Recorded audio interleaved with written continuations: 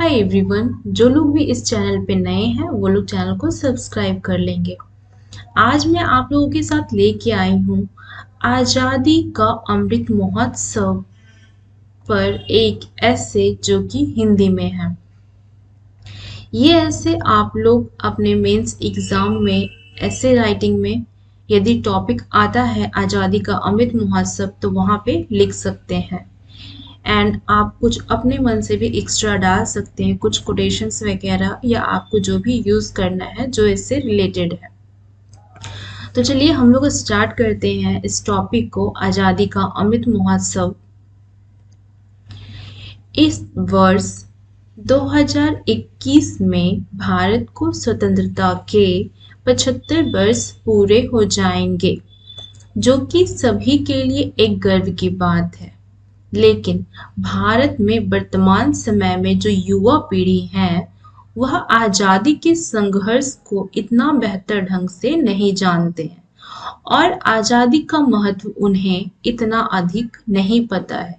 हालांकि किताबों और स्कूल में पढ़ाए गए पाठ से उन्हें आज़ादी के बारे में काफ़ी जानकारी है। आज़ादी का अमृत महोत्सव स्वतंत्रता सेनानियों से प्रेरणा के अमृत का प्रतीक है। स्वतंत्रता का अमृत पर्व है यह स्वावलंबन का अमृत। भारत बहुत लंबे समय तक विदेशियों के हाथों से पीड़ित रहा। लोगों को विदेशियों द्वारा दिए गए आदेशों पर निर्देश प्राप्त करने और काम करने के साथ किया गया था। उनका दिमाग हमेशा स्वतंत्रता और अपने दम पर होने के विचार के इर्द गिर्द घूमता रहता था। यह हर गुजरते दिन के साथ था कि उनकी इच्छा लड़ाई के लिए आत्मविश्वास में बदल गई।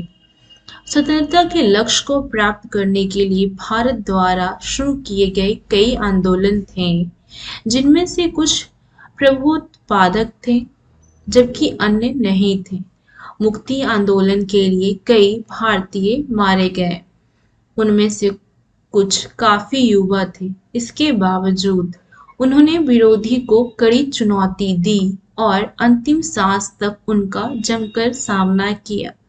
भारत ने स्वतंत्रता प्राप्त की और एक स्वतंत्र भारत के लिए नींव स्थापित की। इन सभी बलिदानों और 100 से अधिक वर्षों की लड़ाई के बाद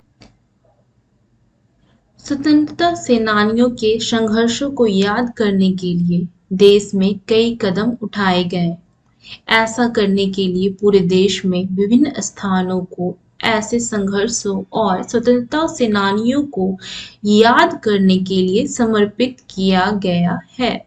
1857 के मुक्ति आंदोलन में महात्मा गांधी की विदेशों से वापसी ने लोगों को सत्याग्रह, लोकमान्य तिलक की पूर्ण स्वराज्य की अपील और नेताजी सुभाष चंद्र बोस के नेतृत्व में दिल्ली मार्च की याद दिला दी।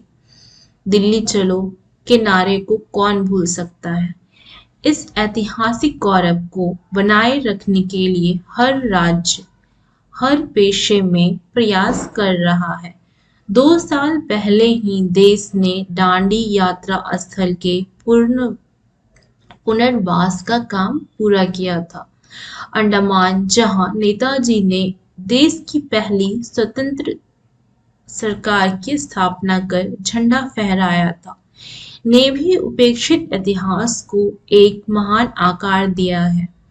अंडमान और निकोबार के द्वीपों का नाम मुक्ति संग्राम के नाम पर रखा गया है।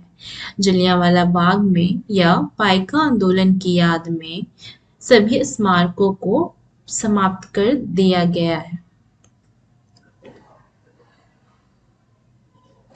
दशकों से उपेक्षित रहे बाबा साहब से जुड़े स्थलों को भी देश में पंच तीर्थ बनवाए गए हैं। परियोजना भारत की आज़ादी का अमृत महोत्सव प्रोग्राम भारत की आज़ादी का अमृत महोत्सव 12 मार्च 2021 को भारत के प्रधानमंत्री द्वारा शुरू किया गया था।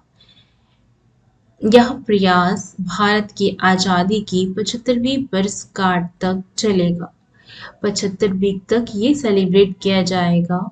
इस कार्यक्रम आज़ादी का अमृत महोत्सव को शुरू करने का लक्ष्य युवा पीढ़ी में स्वतंत्रता सेनानियों द्वारा किए गए बलिदानों के बारे में जागरूकता बढ़ाना और उन्हें सम्मान देना है। भारत की आज़ादी की 75वीं वर्षगांठ का जश्न मनाने और भारत सरकार आज़ादी का अमृत महोत्सव में कई तरह की गतिविधियों का आयोजन कर रही है। इस संबंध में भारत सरकार ने भारत की स्वतंत्रता की 75वीं वर्षगांठ मनाने के लिए प्रधानमंत्री नरेंद्र मोदी के नेतृत्व में 259 सदस्यों वाली एक उच्च स्तरीय समिति का गठन किया है। कई गुमनाम नायक या स्वतंत्रता योद्धा हैं जिन्होंने एक स्वतंत्र भारत की स्थापना सुनिश्चित करने के लिए अपने आराम और जीवन को त्याग दिया। भारत सरकार ऐसे नायकों को पहचानना और उनका सम्मान कराना चाहती है। कार्यक्रम देश के विकास और उन्नति में युवाओं के ज्ञान और रुचि को बढ़ाने का प्रयास करता है।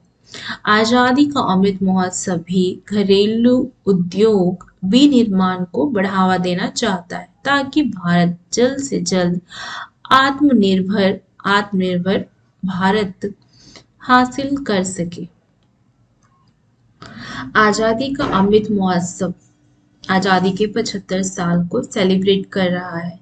इससे जो नई युवा पीढ़ी है उन्हें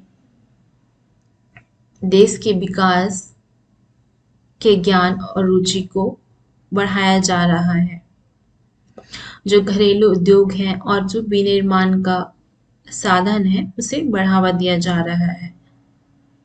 आई होप आज का सेशन आपको अच्छा लगा होगा। तो मिलते हैं नेक्स्ट सेशन में नेक्स्ट टॉपिक के साथ। एंड जिन लोगों ने भी इस चैनल को सब्सक्राइब नहीं किया है वो लोग चैनल को सब्सक्राइब कर लेंगे। Thank you.